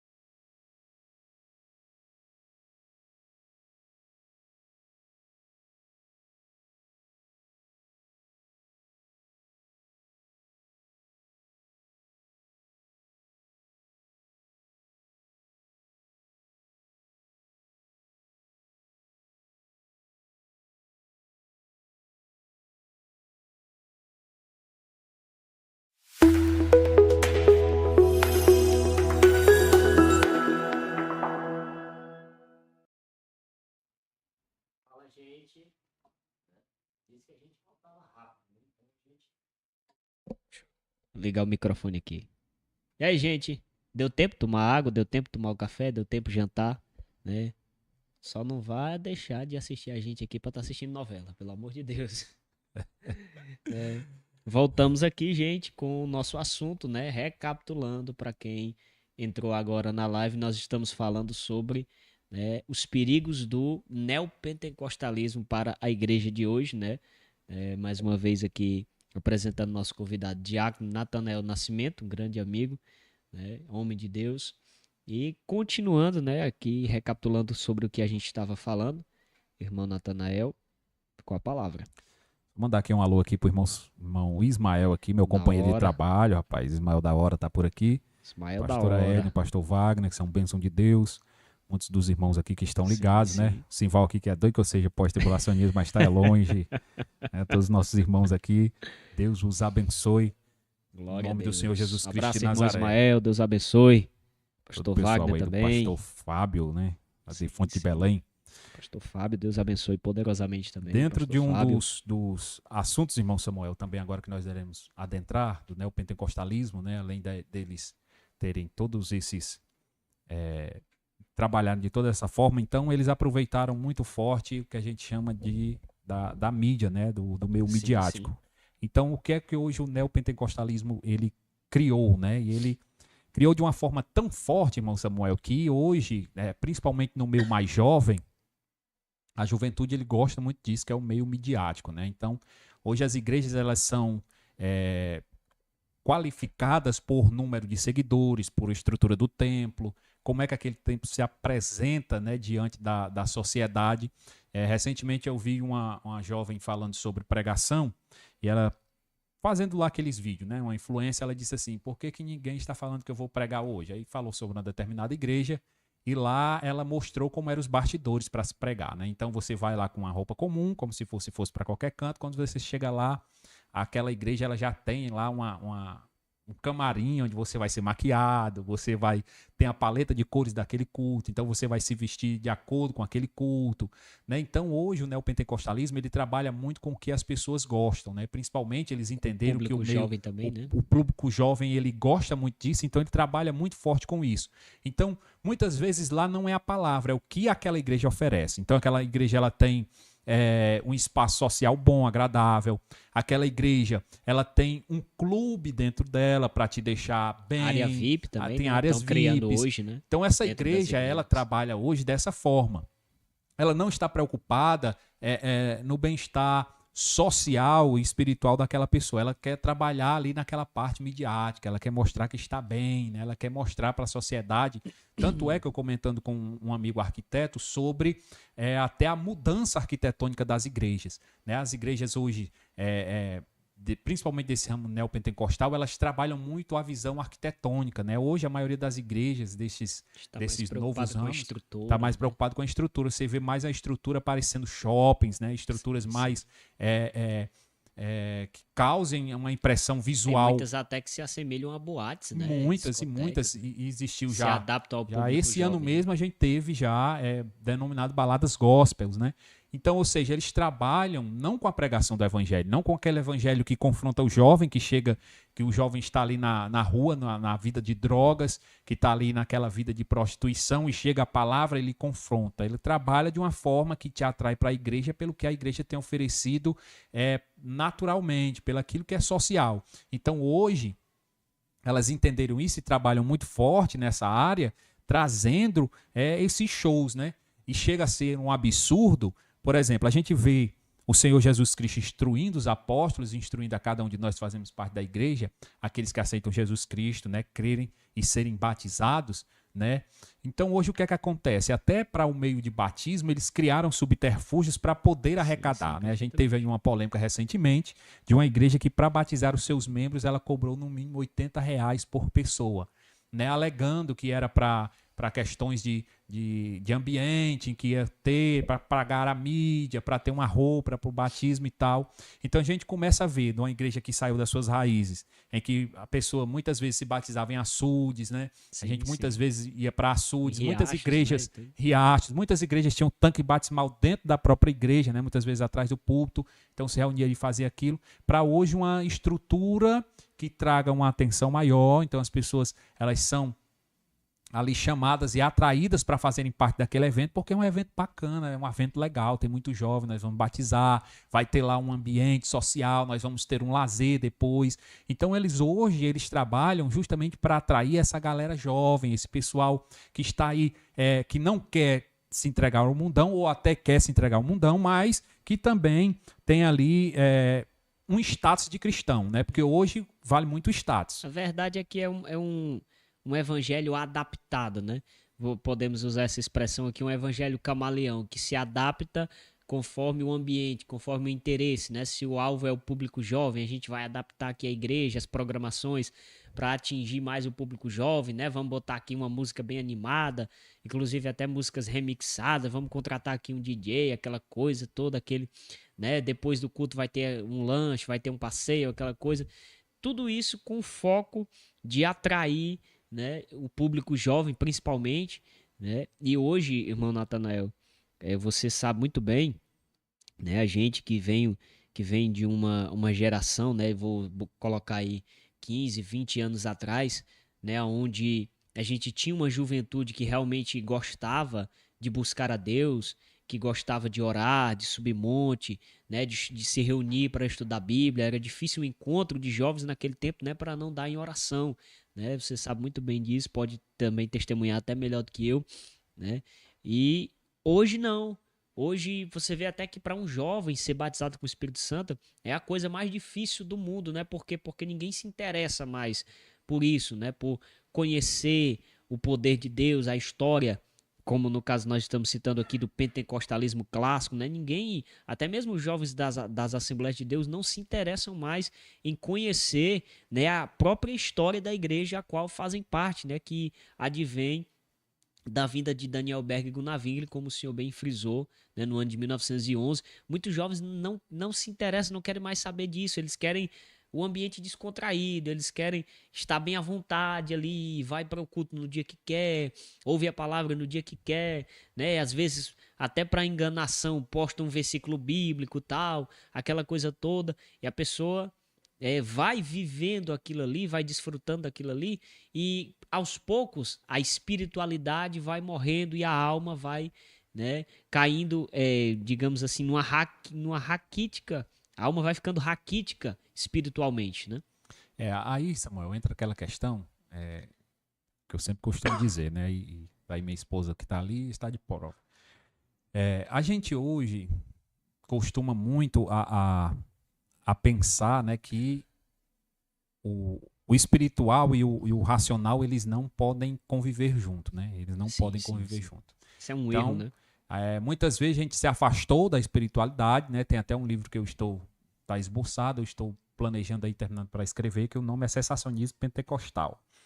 Mas, né, como é que pode ser um cessacionista e é pentecostal? É porque dentro desse pensamento eu abordo a questão de que o pentecostalismo, muitas vezes, ele tem trazido uma fala nas suas pregações e nos seus ensinos que vem suprimindo justamente o que você falou, a busca pelo Pentecoste. Tem nuances cessacionistas, né? Tem muitas nuances cessacionistas. Por exemplo, às vezes, para pentecostais, né? Estamos falando do âmbito pentecostais. Eu não estou preocupado se você vai dar glória a Deus, né? A gente costuma muito falar isso, porque a mensagem aqui tem que confrontar. Eu também concordo que a mensagem tem que me confrontar. Mas eu entendo que quando eu sou confrontado, quando a mensagem vai no meu coração, eu reajo externamente. Então, posso reagir com línguas estranhas, posso reagir com glória a Deus, com aleluia. Isso não impede, com lágrimas, né, com choro, né? Isso não impede que eu manifeste de alguma forma externa aquilo que eu estou sentindo, né? Então, muitas vezes, como você disse, hoje, alguns jovens, eles ficaram com medo, né, de estar ali naquele movimento e ser taxado ali, um doido, né, alguém ali que não tem conhecimento e tal, ou então eles buscam muito conhecimento. Eu gosto muito de ser equilibrado, né, eu gosto muito de estudar, sou um estudante afinco, né, da palavra de Deus, da área teológica, mas também eu gosto da presença do Espírito Santo, né, e aqui nós não podemos deixar de lado de falar que você, que é da igreja pentecostal, você que crê na manifestação do Espírito Santo, você continuar buscando a presença do Espírito Santo, né? Embora muitas pessoas hoje banalizem, né? Como hoje tem brincadeiras com línguas estranhas, né? E eu quero chamar a atenção aqui para você que é nosso ouvinte, em nome do Senhor Jesus, meu irmão, se você compartilha, se você brinca com línguas estranhas, em nome do Senhor Jesus, pare hoje. Você deve parar com isso hoje. Isso não é benéfico, isso é um malefício, isso tem destruído o pentecostalismo no Brasil, tem sido motivo de chacotas. Eu, particularmente, irmão Samuel, há muito tempo eu fiz uma limpa no meu Instagram de páginas que brincavam, zombavam com o pentecostalismo. Eu não gosto disso. Eu não posso propagar isso como cristão. Likes, né? Em troca de likes, aí fica brincando e tal, ficam zombando, que hoje o pentecostalismo e o neopentecostalismo, por que tem essa confusão? Eles colocam um culto neopentecostal, que bebe das raízes de matriz africana, né? E tem aquele lá, e fica aquele rodado, né? E tem gente que chama até de candomblé, né? Candomblé e tal. Ou seja, já são termos pejorativos que estão lançando sobre o movimento pentecostal, e nós pentecostais temos muitas vezes compartilhado, achado graça, achando bonito. Ah, rapaz, é legal, olha aí e tal. Eu não compartilho e nem quero que mande para mim. Não mande, que não me interessa. Porque eu não quero ver ninguém denegrindo, ninguém blasfemando, zombando. Diz para mim, irmão, nós como cristãos verdadeiros, nós temos que combater. Então, em nome do Senhor Jesus, se você zomba, se você brinca, né, pare com isso. Eu até aqui quero citar em particular o pastor Wagner, que eu assisti uma das suas últimas pregações ali no tempo de adoração, ele falando justamente sobre isso, combater isso, né, essa brincadeira que se fazem. Né, o neopentecostalismo trouxe isso de uma forma tão forte, né, que impregnou na vida das pessoas, e pessoas hoje ganham a vida com isso. Né? Sim. Postando, zombando. Hoje nós temos comediantes gospel.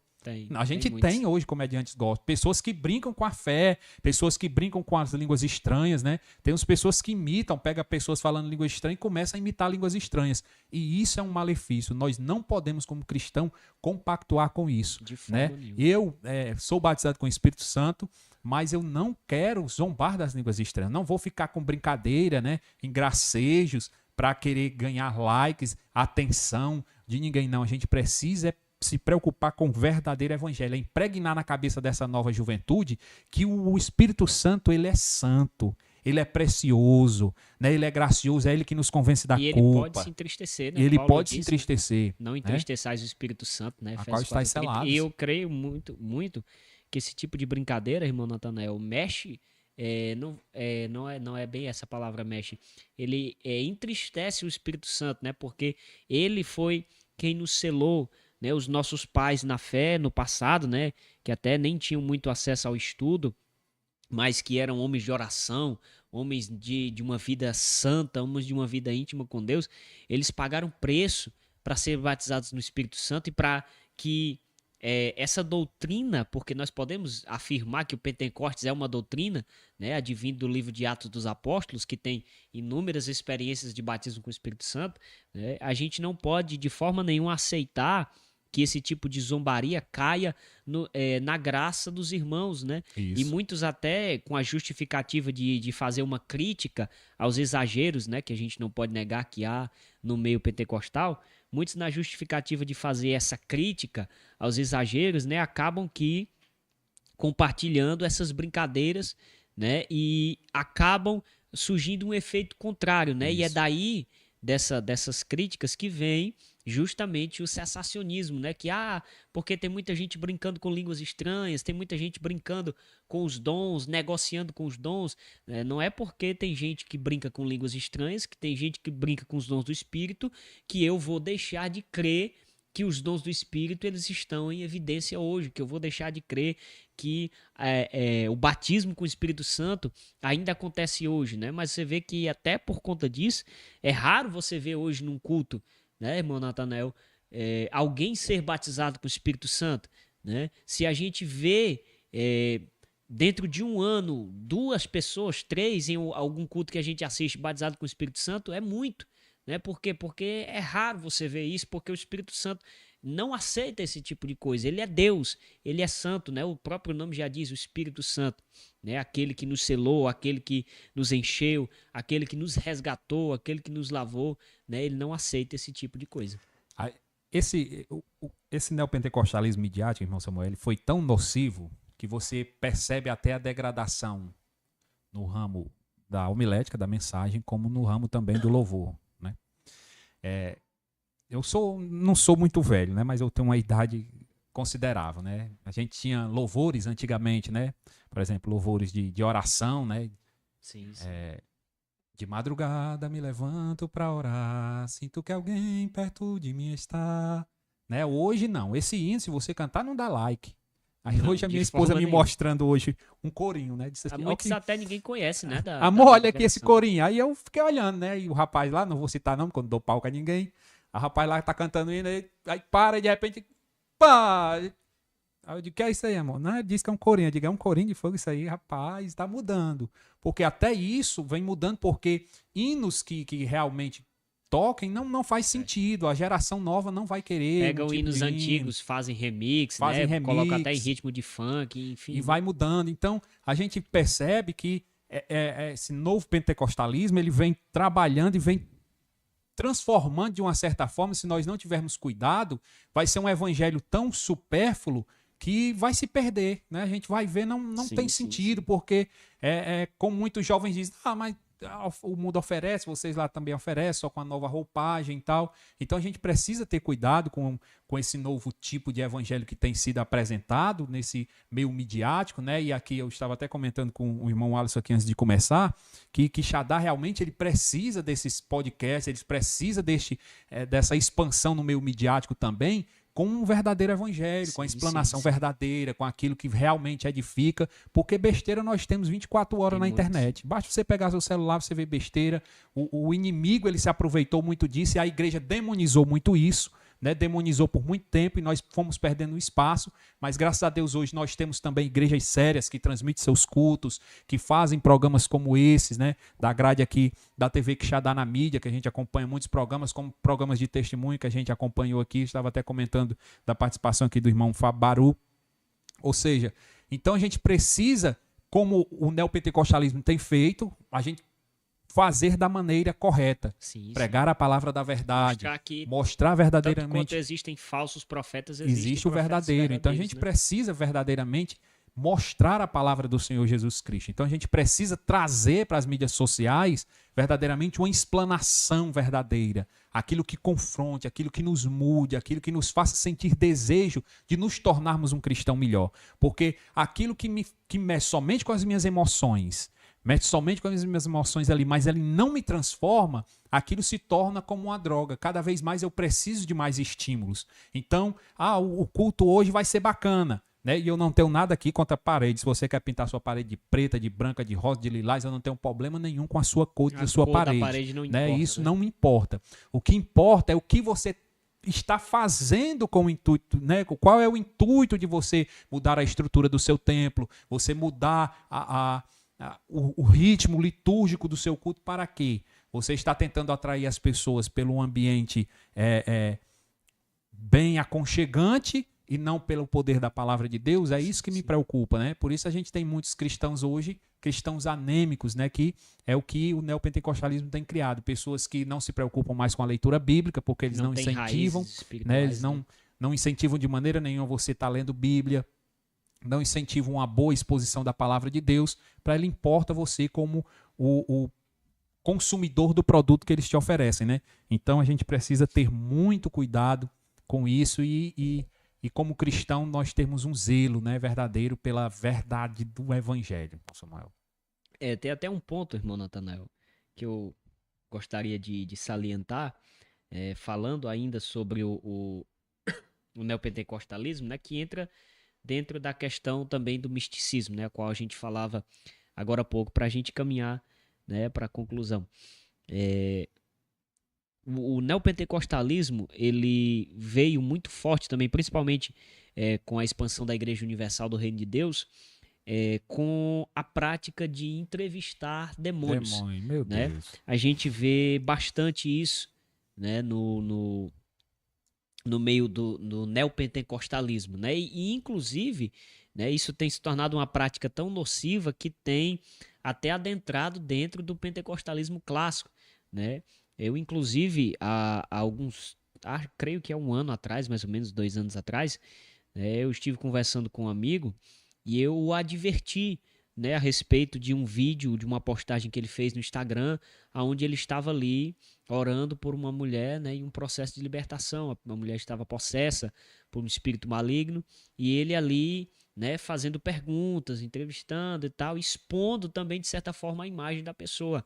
Né? E eu comentei, eu disse, meu irmão, deixa eu lhe dar um conselho, não faça isso, porque além de você expor a imagem da pessoa ali que está, né, naquele processo, que está de certa forma vulnerável, né, porque está oprimida por espíritos imundos, você vai estar dando legalidade para alguém dizer, mesmo que você não tenha essa intenção, que você está se exaltando, né, postando aquilo para dizer que você tem autoridade por espíritos imundos e tal. E felizmente, né, esse irmão acatou meu conselho, ouviu, né, e abdicou de fazer essas postagens. Por quê, irmão Natanael? Porque nós não vamos ver na Bíblia, né, os apóstolos, Jesus, entrevistando demônio. Aí muitos até de forma errada, né, usando o texto sem contexto, citam o texto de Marcos capítulo 5, né, do Gadareno, né? Ah, Jesus perguntou o nome e tal, quem era, né? Mas eu vejo ali o seguinte, por que Jesus perguntou o nome? Porque eu creio dessa forma, eu lendo o texto, né, eu tive esse entendimento de que está subentendido no texto, que Jesus quis mostrar para todos aqueles que estavam ali presentes que não importa quantos demônios sejam, né, que estejam na vida de uma pessoa, como a gente sabe, né, pelo estudo do Novo Testamento da cultura grega, a gente sabe que uma legião era uma unidade de medida que era usada para fazer a contagem dos soldados do exército romano, né? E segundo o que se entende, uma legião ela tinha cerca de 3 a 6 mil soldados, né? Ou seja, então se a gente transferir essa contagem, né, para contar ali demônios, né, a gente vai entender que tinham de 3 a 6 mil demônios no corpo daquele homem, né? Inclusive a Bíblia diz que ele se feriu com pedras, né? Estava constantemente entre os sepulcros, clamando, despido, totalmente despido, né? Ali se ferindo, cadeias e grilhões não podiam prendê-lo, mas quando Jesus chega, né? A gente vê que quando Jesus chega na terra de Gadara, sem dizer nada, aquele homem vem até Jesus, né? Dizendo, olha, eu sei que tu és o Cristo, o Filho do Deus vivo, né? Vieste dos atormentantes do tempo e já vai se prostrando, né? O que Jesus fez? Disse, cala-te e sai desse homem, né? Por que Jesus pergunta? Para mostrar para aqueles que estavam ali, inclusive para o leitor, né, que não importa quantos demônios sejam, o nome de Jesus, o poder que emanava de Jesus, ele era suficiente para vencer, ou mais do que suficiente, né, irmão Natanael, para vencer todo e qualquer espírito maligno. É tão interessante, bom Samuel, você tocou num ponto aí muito importante. O neopentecostalismo ele fez algo, né? Além da entrevista com os demônios, né? Que a gente via, né? Em rede social e em rede televisiva e estava escancarado, né? Em rede social e rede televisiva. Então, isso foi moldando-se na cultura pentecostal de pessoas. Olha, tá vendo aí, ó, tá aqui com... Aí começa a citar o nome dos demônios da região da cultura afro, né? Então começa-se ali a citar nome, tá aqui, ó, quer matar, quer destruir. A gente já sabe que o trabalho do diabo é esse mesmo, ele quer destruir a vida das pessoas, então não me interessa o que ele tá fazendo ali, ele tem que ser expulso. Mas outro problema que eu acho sério, né, que o neopentecostalismo trouxe e que para mim essas pessoas não têm coração e estão brincando com algo sério. É quando eles começaram a fazer dizendo que uma oração automaticamente libertava a pessoa de um vício que ela tinha há anos, né? E colocavam pessoas ali na televisão, rede televisiva. Você é aprisionado pelo álcool há quantos anos? Aí a pessoa dizia 30, 20 anos e tal. Pô, vou fazer uma oração por você agora. Aí mostrava lá uma garrafa de cachaça, a pessoa ali querendo, né, tomar. E de repente, depois da oração, aquela pessoa automaticamente estava curada. Como se magicamente tivesse como se curado, nunca tivesse bebido, né? Uma amnésia veio do céu, aquela pessoa teve uma amnésia espiritual, ela esqueceu todo o período dela de... Foi praticamente hipnotizada, Foi né? hipnotizada, pronto, assim, automaticamente né? ela está curada. E o que eu digo com isso, irmão? Isso é muito nocivo, isso é diabólico. Porque você está brincando com famílias, você está brincando com vidas, né? Quantas pessoas sofrem, né? Com pessoas que têm pessoas alcoolizadas na sua família, que sofreram, que sofrem, né, com esse vício, não só da cachaça, mas nós temos os entorpecentes, as drogas, né? Sim. E muitas vidas, irmão, são ceifadas por causa disso. E eu menti em nome de Deus, dizer que eu vou fazer uma oração, irmão, Natanael, mas uma oração não pode libertar? Pode, irmão. Mas eu não tenho esse controle de dizer que a minha oração naquele momento vai curar aquela pessoa vai ser liberta imediatamente. Eu não tenho esse poder. Pode acontecer, né? Pode, né? Pode. Nós sabemos que no nome de Jesus pode tudo, né? Mas a gente sabe que há pessoas, irmão Natanael, que demoram um pouco mais, né? Porque viveram por muitos anos, né? No mundo das drogas ou no álcool, enfim, em outros vícios. E para sair, né, a química do corpo e tal, do álcool, das drogas, às vezes não que nós não estejamos negando aqui a eficácia do poder de Deus. Eu creio que se Jesus quiser, ele pode curar, né, em questão de segundos, né? E se ele curar, tá curado, né? Mas a questão né, como você estava dizendo, que entra dentro de outra questão, da ênfase no poder do camarada, do bispo, do fulano de tal, do pastor, do apóstolo. Não, se o apóstolo orar, tá curado. Se o irmão fulano de tal simples né, que usa uma roupa simples, uma chinela simples, que não é nem conhecido, se ele orar, não acontece nada, né? Tem que vir um apóstolo lá, não sei das quantas, tem que vir o profeta lá, não sei das quantas, para curar, porque, né, Deus não tem, né, segundo o pensamento deles, alguém capacitado aqui na terra, né, ou aqui na cidade, para poder curar, né? Tem que vir alguém de fora. E eu não creio de forma nenhuma nisso. Eu creio que existem sim pessoas, né, simples, que não têm renome, que não são conhecidos, né, que não têm fama, mas que têm vida com Deus, que têm intimidade. Nós no meio pentecostal a gente conhece muito, né, esses exemplos, testemunhos, acredito que você também conheça, né, de homens renomados, pastores, presbíteros, né, que foram para orar por pessoas que estavam endemoniadas e o demônio não saiu, né? Mas quando chega alguém simples, né, às vezes até analfabeto, e chega ali, mas aquela pessoa tem uma vida de intimidade com Deus, o demônio automaticamente, na mesma hora, reconhece, né? Até há exemplo para a gente citar também, irmão Natanael, sobre o fato dos filhos do sacerdote Cefas, né, que foram ali expulsar o demônio de um homem, né, e disseram assim, olha, nós te expulsamos no nome de Jesus, do Jesus é quem Paulo prega, né, e o demônio disse, olha, eu conheço Jesus e bem sei quem é Paulo, quem são vocês? Ou seja, vocês não têm intimidade com Deus, não têm autoridade. Eu conheço Jesus e sei quem é Paulo, mas vocês não conhecem Jesus, né, ou seja, os camaradas ali apanharam, né, apanharam mais do que pandeiro no samba, mas ali, né, não obtiveram sucesso naquela tentativa frustrada ali de expulsar os demônios. Né? Justamente. Então a gente precisa ter cuidado com esses extremos, né, que são apresentados, né, para a gente não cair aí em engodos.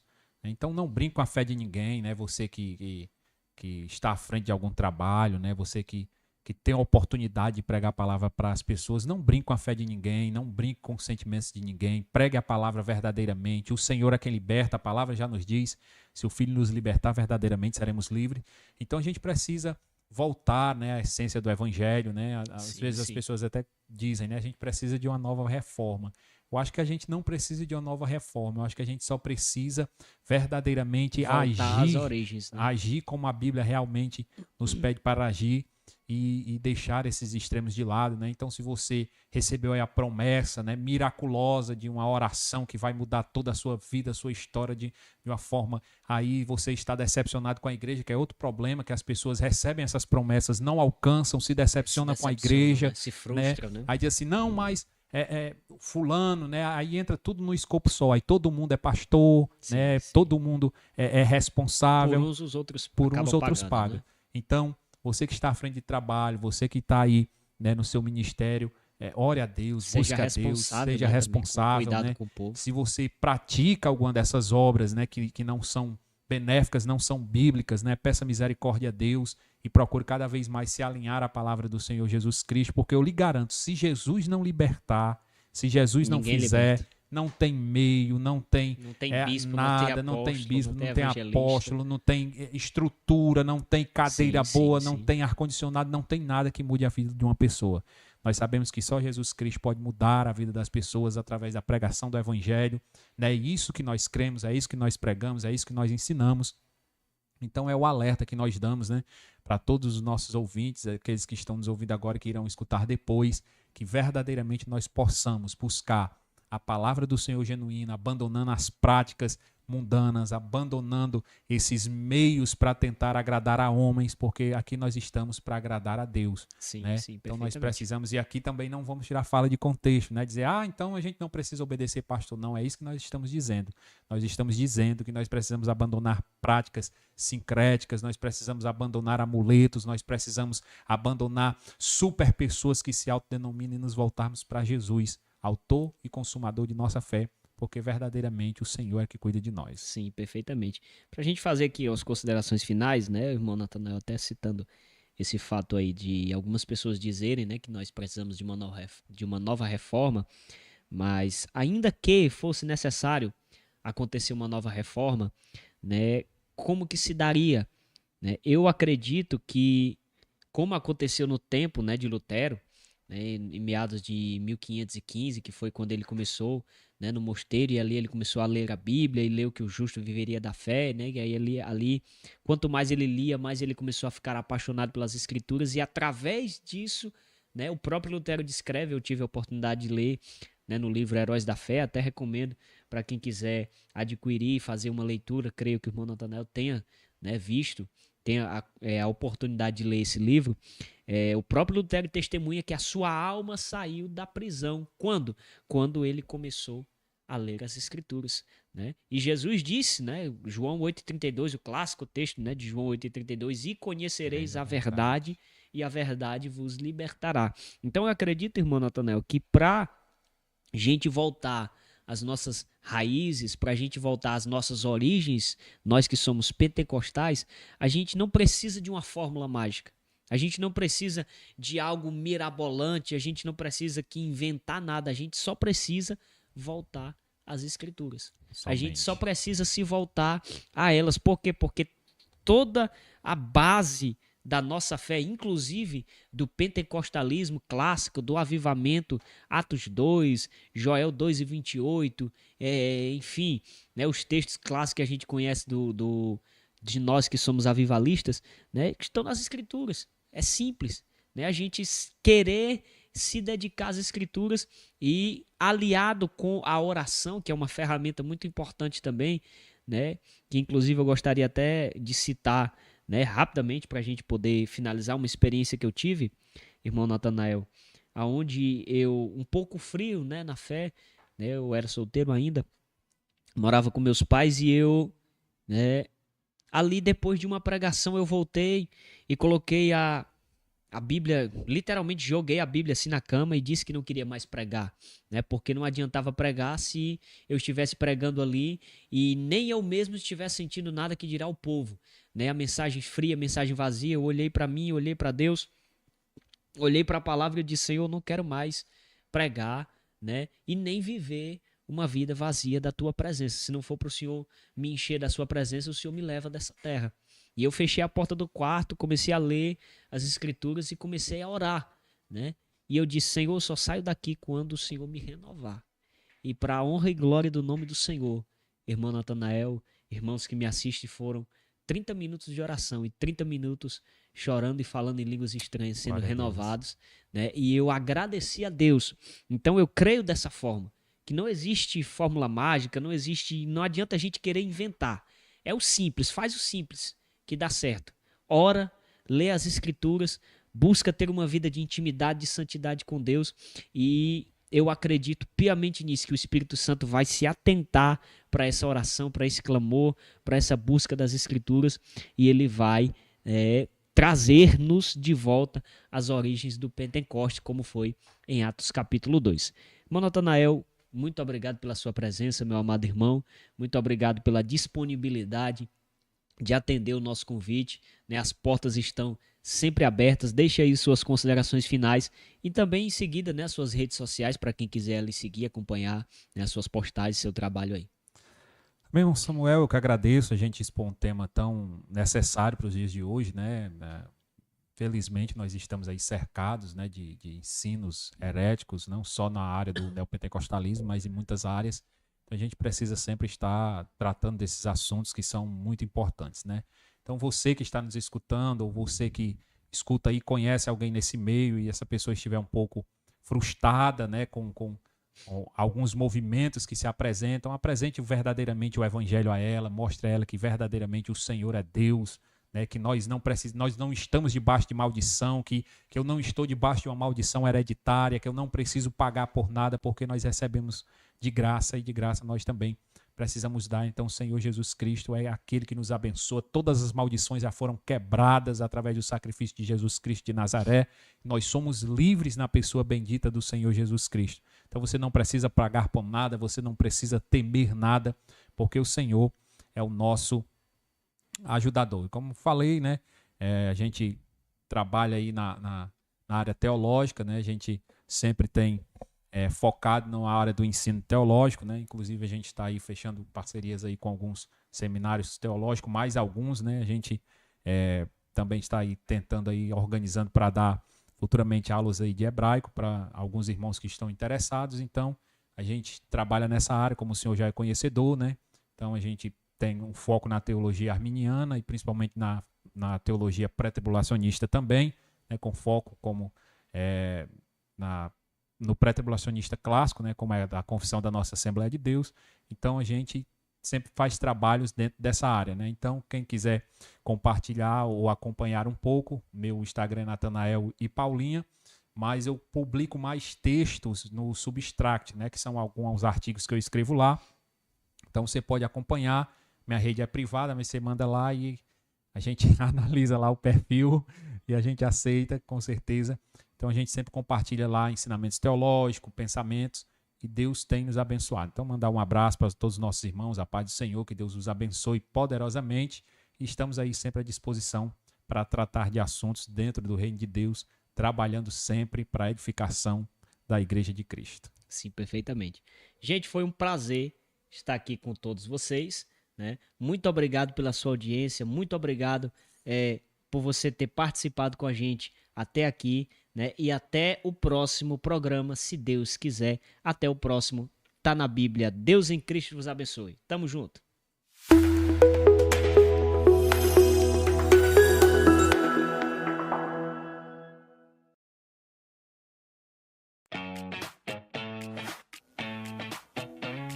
Olá, você já viu falar da TV Quixadá na mídia, a TV cristã que veio para fazer a diferença na cidade de Quixadá. Uma TV onde você vai estar encontrando muitas pregações, louvores para a edificação da sua vida e da sua família. TV Quixadá na mídia, uma TV sempre inovando e crescendo na cidade de Quixadá.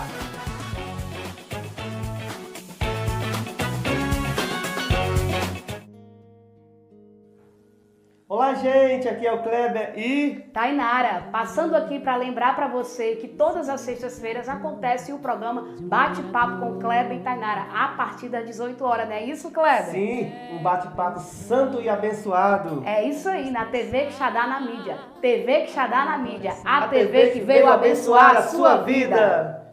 Filha, não tem segredo pra me buscar, não existe hora e nem lugar, a todo momento. Olá, eu passei aqui para te convidar e te lembrar que toda sexta-feira às 8 horas da noite tem um programa AltaCast, diretamente do canal do YouTube da TV Quixadá na mídia. Logo após o programa Bate-Papo com Kleber e Tainara, tem o meu programa, um programa especial, um programa abençoado que vai abençoar a sua vida através de testemunhos e experiências sobrenaturais da vida de cada convidado que teve sua vida transformada por Deus, tá certo? Então tá lançado o convite, eu te espero lá. Toda sexta-feira, a partir das 8 horas da noite, no canal do YouTube da TV Quixadá na mídia. Até lá!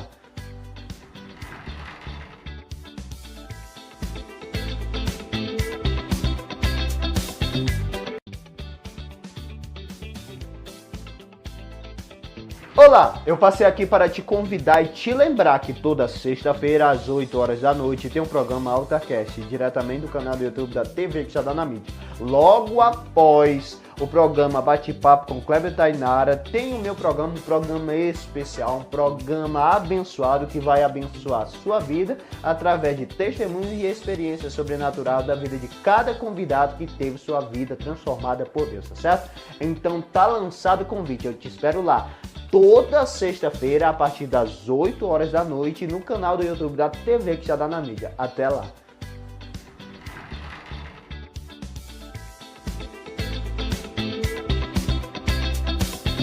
Você que quer comer no melhor espetinho da cidade de Quixadá, vem pro Espetinho Neném. Abrimos às 5 horas da tarde e fechamos às 11 horas da noite. Temos o nosso espetinho, baião de 2 e arroz cremoso. E suco natural e refrigerante. Nosso endereço é Rua Nossa Senhora Rainha do Sertão, número 87. Vem!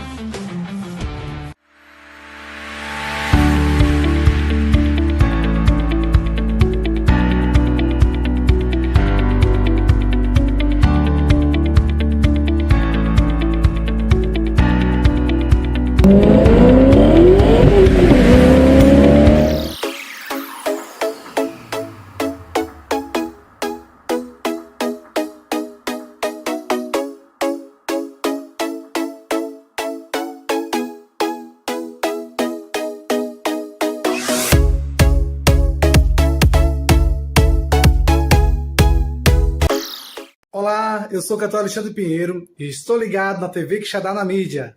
Olá pessoal, eu sou o cantor Orlando Filho, estou ligado na TV Quixadá na mídia. Deus abençoe. Olá, eu sou o presbítero Tiago, estou ligado na TV Quixadá na mídia. A paz do Senhor Jesus, povo de Deus. Aqui quem fala é a Samara Lima, sou cantora e compositora e estou participando da TV Quixadá na mídia.